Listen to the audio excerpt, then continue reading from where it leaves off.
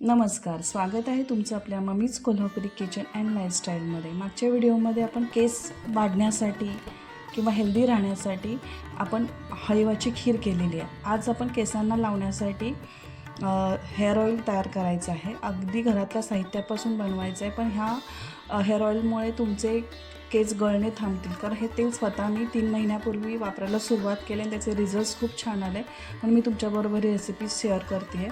तर प्रथम आपण खोबरेल तेल घ्यायचं आहे, पाव लिटर। हे अगदी ओरिजिनल तेल आहे।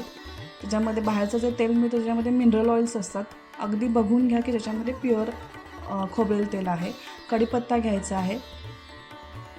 कढीपत्त्यामुळे आपले केस गळणे थांबतात व केस वाढतात। कांदा एक किसून घ्यायचा आहे, शक्यतो लाल कांदा घ्या। केसामध्ये सल्फर असतं जे आपल्या केसांच्या मुळांना वाढीसाठी ॲक्टिवेट करतं। मेथा 1 टेबलस्पून घ्यायचा आहे। मेथ्यामुळे आपल्या केसांना शाईन येते, कोंडा कमी होतो आणि केसांची वाढ होते।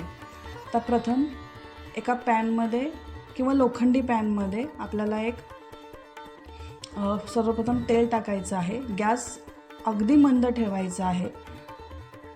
तेल बॉइलिंग पॉईंटला जाऊ द्यायचं नाही। त्याच्याच आधी आपल्याला मेथ्या टाकायच्या आहेत, कढीपत्ता टाकायचा आहे। गॅस अजिबात वाढवायचा नाही आहे। आता मेथ्यानंतर कढीपत्ता टाकलेला आहे आपण आणि अधूनमधून फक्त हलवायचं आहे।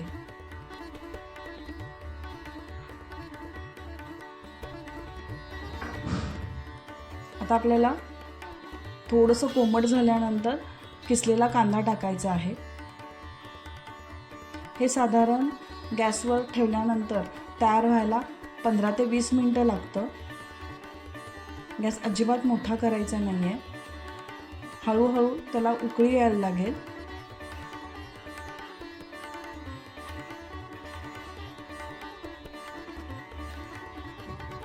आणि जसजसं त्याचा अर्क तेलामध्ये उतरायला लागेल तसं कढीपत्त्यांचा सुद्धा आवाज खळखळ असा येतो, म्हणजे कढीपत्ता कुरकुरीत होतो आणि कांद्याचा कलर पण आपला चेंज होतो। हे बघा, इथे थोडाफार कढीपत्त्याचा कलरही चेंज झालेला आहे, कांद्याचाही कलर चेंज झालेला आहे। आपलं हे तेल तयार झालेलं आहे। आता आपल्याला हे गॅस बंद करायचा आहे आणि अगदी कोमट होऊ द्यायचं आहे।